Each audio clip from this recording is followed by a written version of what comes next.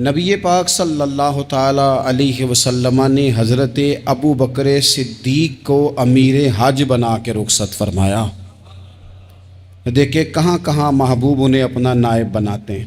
اب 9 کو تو حضور نے حضرت ابو بکر صدیق کو امیر حج بنایا اور پھر اعلان فرمایا، جہاں جہاں مسلمان آبادیاں تھیں وہاں اعلان کر دیا گیا کہ آئندہ سال رسول پاک علیہ السلام خود حج کے لیے تشریف لے جائیں گے۔ اب ایک بڑی تعداد مسلمانوں کی جمع ہونے لگی۔ ذی قعدہ کے آخری ایام میں ہزاروں کی تعداد میں لوگ مدینہ شریف میں جمع ہو گئے۔ ظہر کی نماز کی ادائیگی کے بعد سیرت نگار کہتے ہیں کہ 28 ذی قعدہ تھی، نبی پاک علیہ السلام ظہر پڑھ کے حج کے لیے نکلے، اور جہاں آج ذوالحلیفہ ہے، ابیار علی جس جگہ کو کہتے ہیں، میقات مدینہ بھی کہا جاتا ہے، وہاں اللہ کے محبوب نے پہلے رات گزاری۔ وہیں پہ نبی پاک صلی اللہ تعالیٰ علیہ وسلم نے احرام باندھا، حضور تشریف لے گئے۔ یہ حج قران تھا۔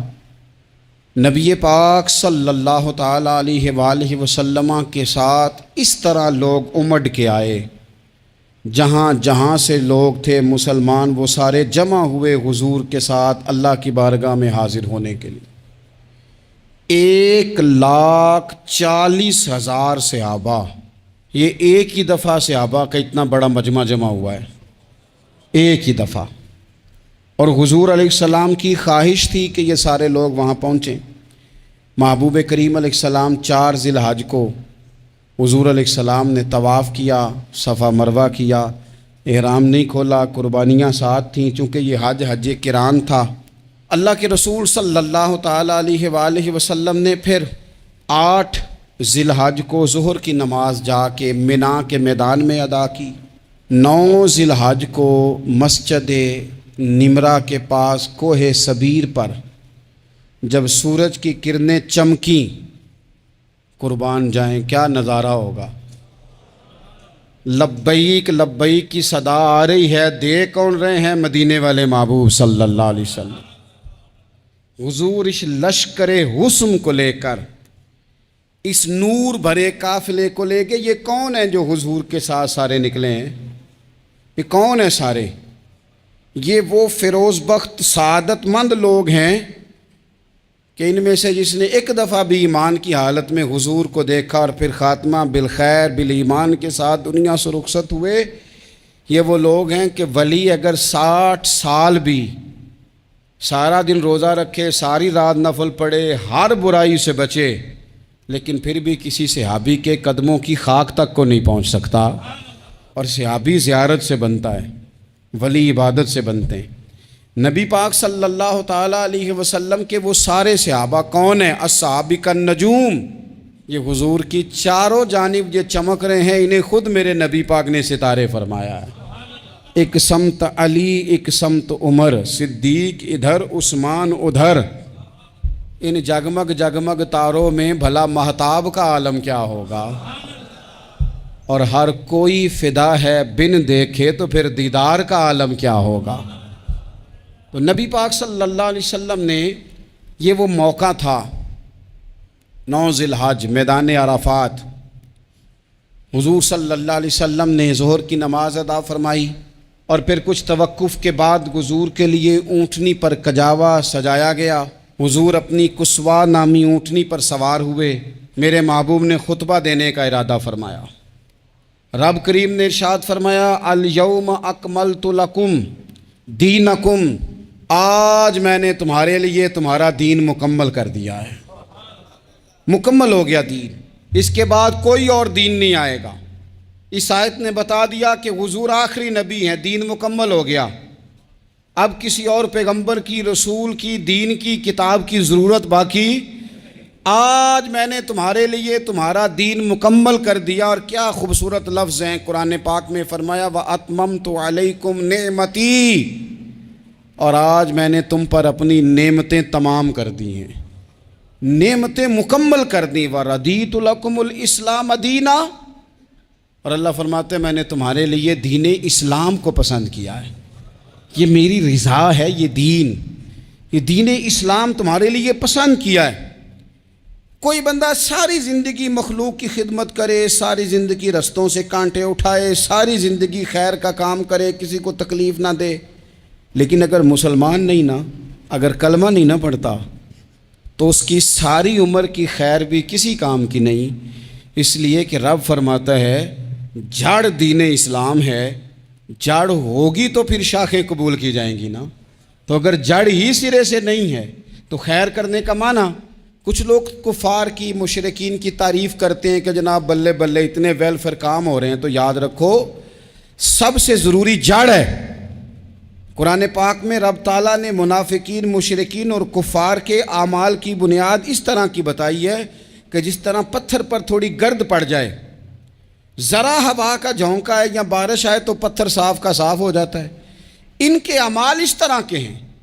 اس خیر کا کیا مطلب کہ جس خیر میں ایمان ہی شامل نہیں؟ جب تک بندہ مومن نہ ہو اس کا کوئی عمل بھی اللہ کی بارگاہ میں قابل قبول نہیں ہوتا۔ یہ آیت نازل ہو گئی، فرمایا دین مکمل ہو گیا۔ او میرے بھائیو، خدا را سوچو، کوئی شے مکمل نہیں دنیا میں، کوئی شے بھی۔ کروڑوں کا مکان بنا لو پھر بھی کوئی نہ کوئی نقص نکل ہی آتا ہے۔ کوئی دنیا میں شے مکمل ہے ہی نہیں۔ اگر کوئی شے مکمل ہے تو وہ مدینے والے رسول کا دین مکمل ہے۔ مکمل، جب ہم کہتے ہیں نا مکمل دین، تو لوگ سمجھتے ہیں تو شاید سادی سی بات ہے۔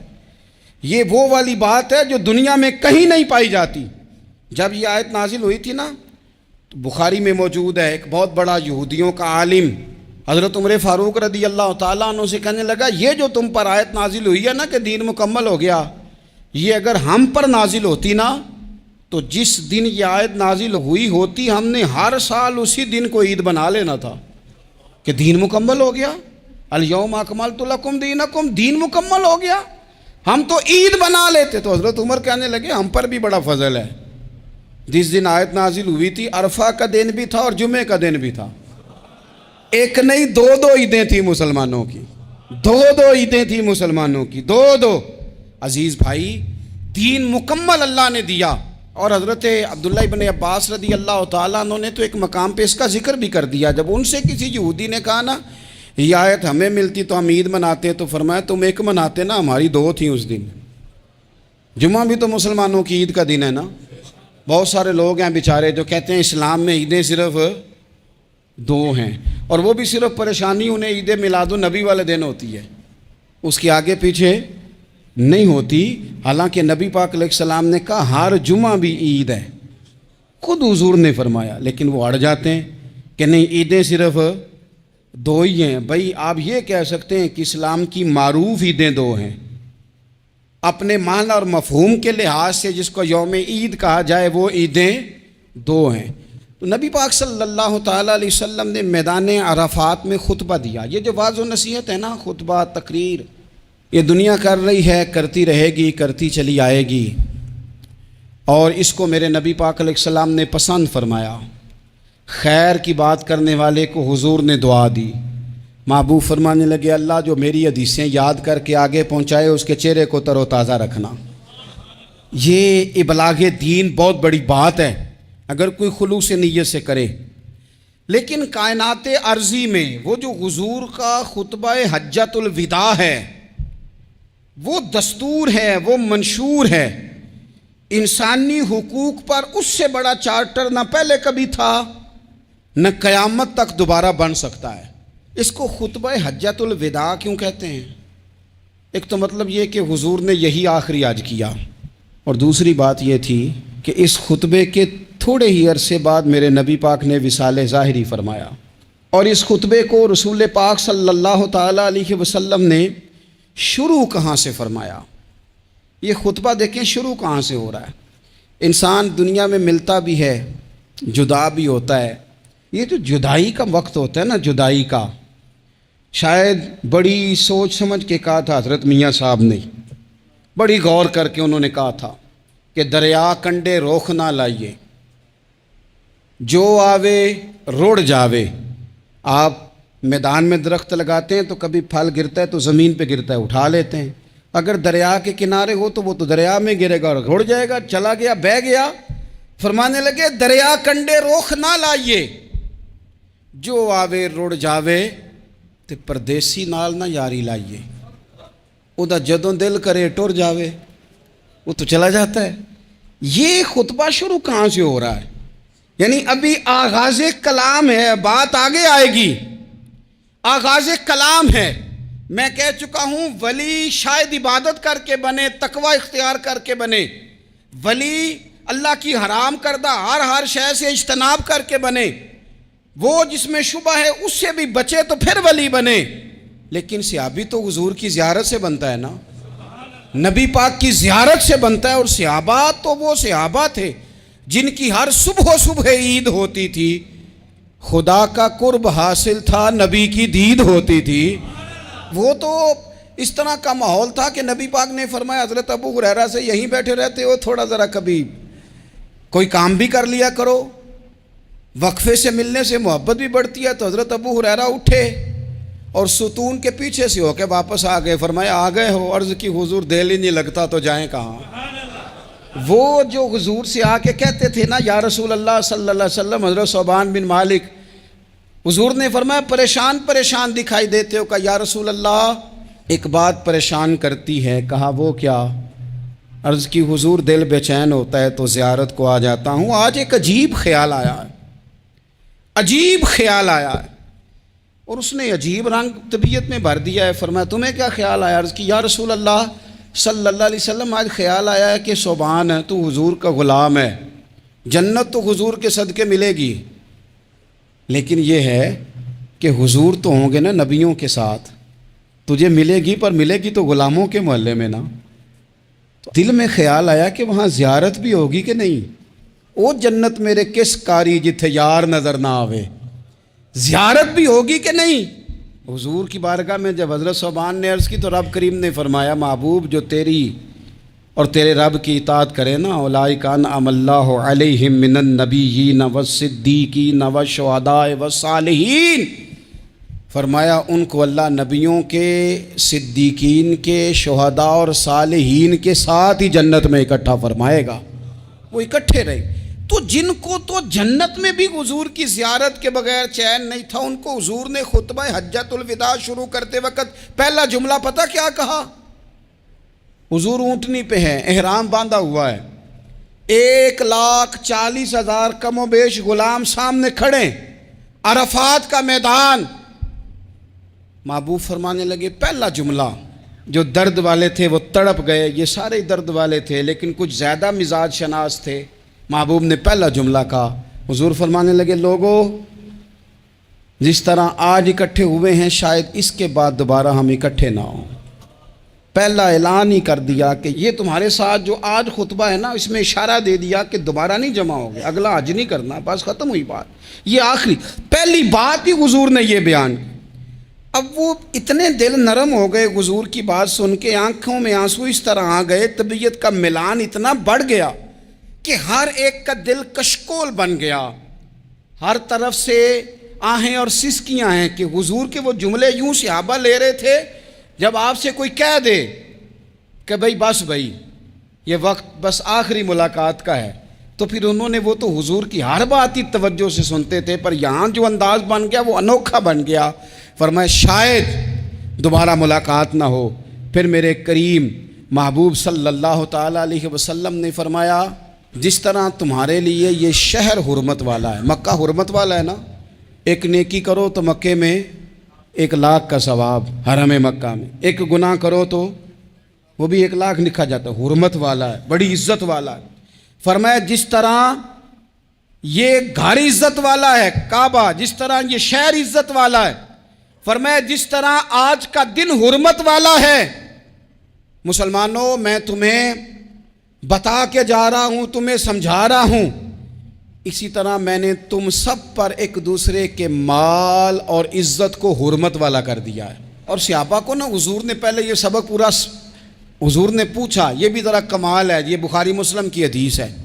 حضور نے صحابہ سے پوچھا 9 ذی الحج ہے، جمعے کا دن ہے، ذی الحج کا مہینہ ہے، سب کو پتہ ہے، دیکھیں نا آپ جمعہ پڑھنے ہیں تو میں آپ سے کہوں کہ آج کون سا دن ہے، تو آپ کہیں گے جناب جمعہ ہے، عجیب آدمی ہے جمعہ پڑھا رہے ہو، لیکن جو صحابہ کا انداز ہے وہ اور ہے. حضور نے پوچھا آج یہ کون سا مہینہ ہے؟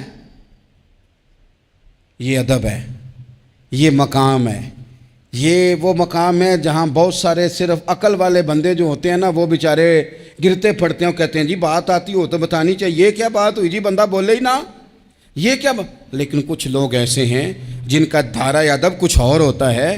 انہیں ڈھیروں باتیں بھی آتی ہوں تو ہر جگہ بات کرنے کی نہیں ہوتی، سب جگہ کہانیاں سنانے کی نہیں ہوتی.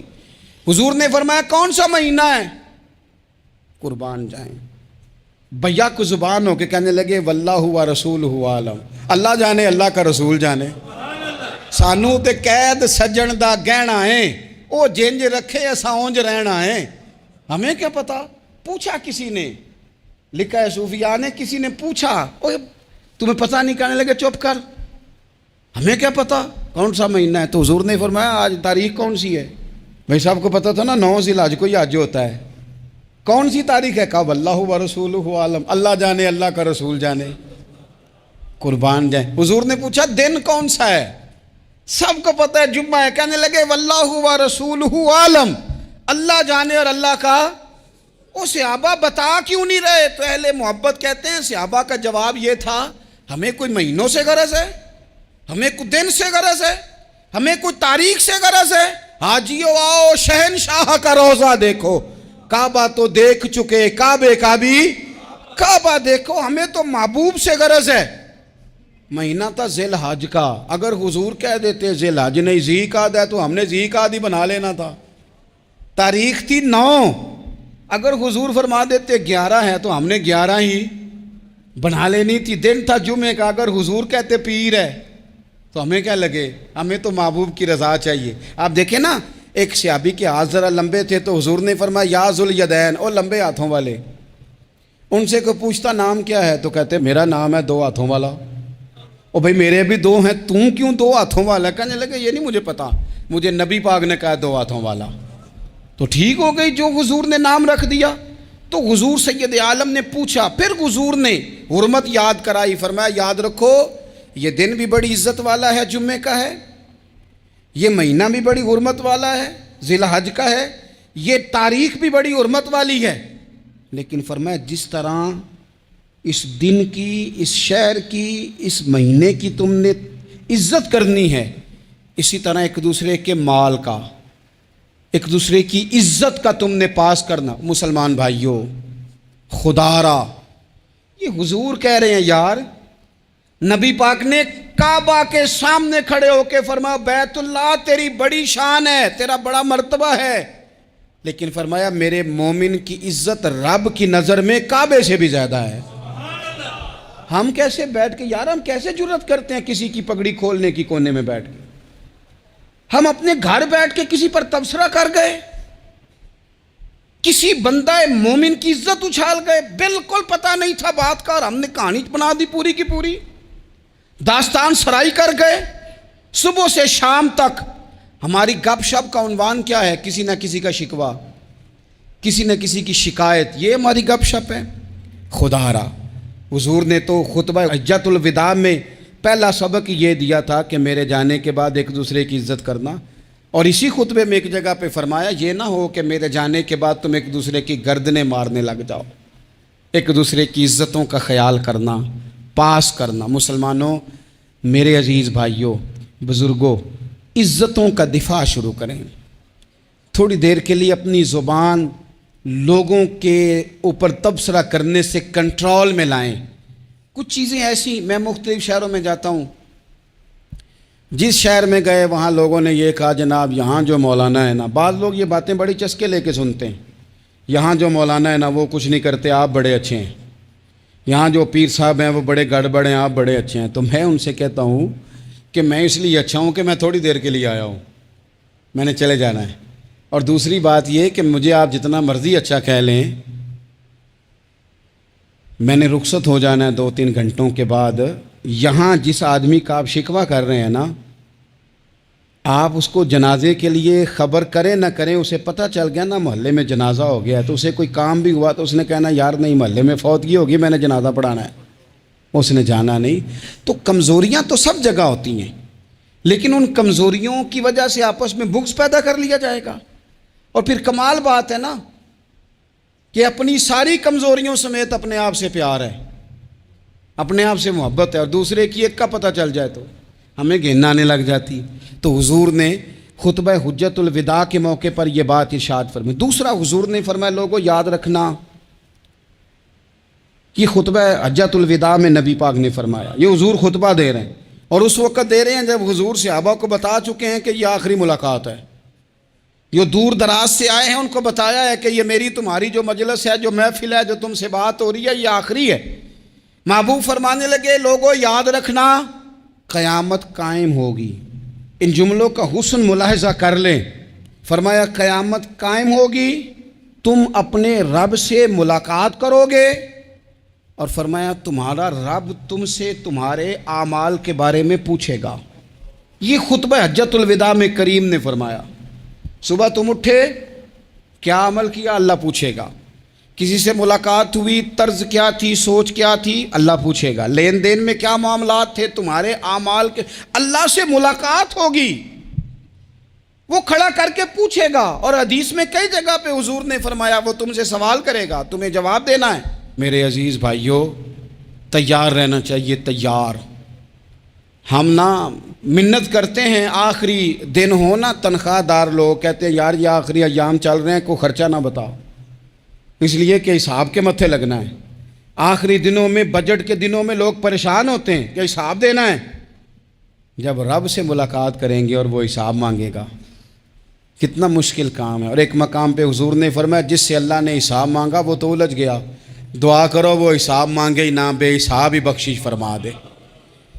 نبی پاک صلی اللہ تعالیٰ علیہ وآلہ وسلم نے ارشاد فرمایا اسی خطبہ حجت الوداع میں. حضور فرمانے لگے سن لو، میں نے تم تک اللہ تعالیٰ کا پیغام پہنچا دیا ہے.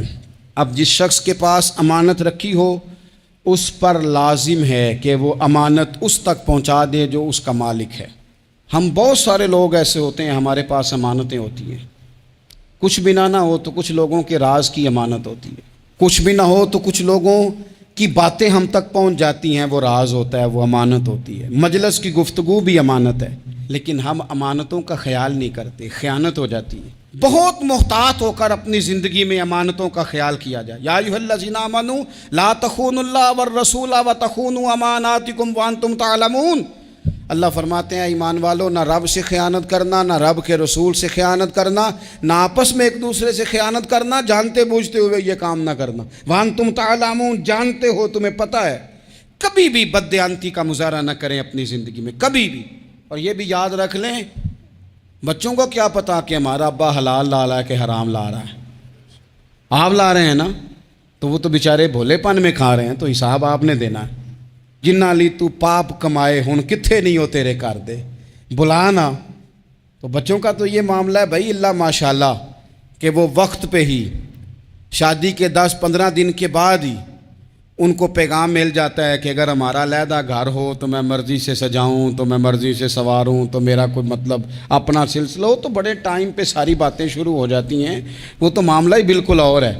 تو بالکل کسی بھی امانت میں کبھی بھی خیانت کرنے کی کوشش نہ کریں. اور یاد رکھیں مال حرام جہاں آتا ہے وہاں بڑی تباہی آتی ہے. جہاں لوگ بددیانت ہو جاتے ہیں وہاں معاملات بڑے خراب ہو جاتے ہیں. اللہ تبارک و تعالیٰ دیانتداری کی توفیق عطا فرمائے. حضور نے خطبہ حجت الوداع کے موقع پر فرمایا میں نے آج جاہلیت کے سارے سود ختم کر دیے. نبی پاک میدان عرفات میں کھڑے ہو کے فرمانے لگے جس بندے نے بھی کسی سے پیسے لیے ہیں وہ اصل رقم دے گا، زائد نہیں دے گا. حضور کے بڑے قریبی تھے ایک، فرمایا انہوں نے بھی کچھ لوگوں سے پیسے لیے ہوئے، چونکہ وہ سب لوگ کرتے تھے، حرام ہی نہیں تھا. فرمایا میں ان کو بھی حکم دیتا ہوں کہ یہ اصل رقم وصول کریں گے، کسی سے ایک پائی بھی زیادہ وصول نہ کریں گے. نبی پاک صلی اللہ تعالیٰ علیہ وسلم نے خطبہ حجت الوداع میں ایک باریک بات حضور نے بھی، یہ آپ نے ضرور سمجھنی ہے، بالخصوص جو لوگ تھوڑا دین پر عمل کر رہے ہیں، جن کا لبادہ مذہبی ہو گیا، جنہیں لوگ حضرت صاحب، قاری صاحب، علامہ صاحب، مفتی صاحب، حاجی صاحب، بزرگوں کہہ کے بلاتے ہیں، وہ اس پر توجہ کریں. میرے نبی پاک صلی اللہ علیہ وسلم نے خطبہ حجت الوداع کے موقع پہ ارشاد فرمایا لوگوں شیطان اب مایوس ہو گیا ہے، وہ تم سے بتوں کی پوجا نہیں کرا سکے گا.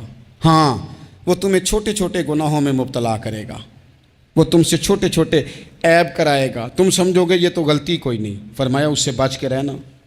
اب وہ مایوس ہو گیا، بتوں کی پوجا نہیں کرا سکتا، تمہیں اپنی پوجا نہیں کرا سکتا، لیکن چھوٹی چھوٹی غلطیاں، ایک مقام پہ فرمایا نا، چھوٹا گناہ ہونا تو مومن اسے پہاڑ سمجھتا ہے، اتنا بڑا ہو گیا، اور منافق کہتا ہے یہ تو کچھ بھی نہیں۔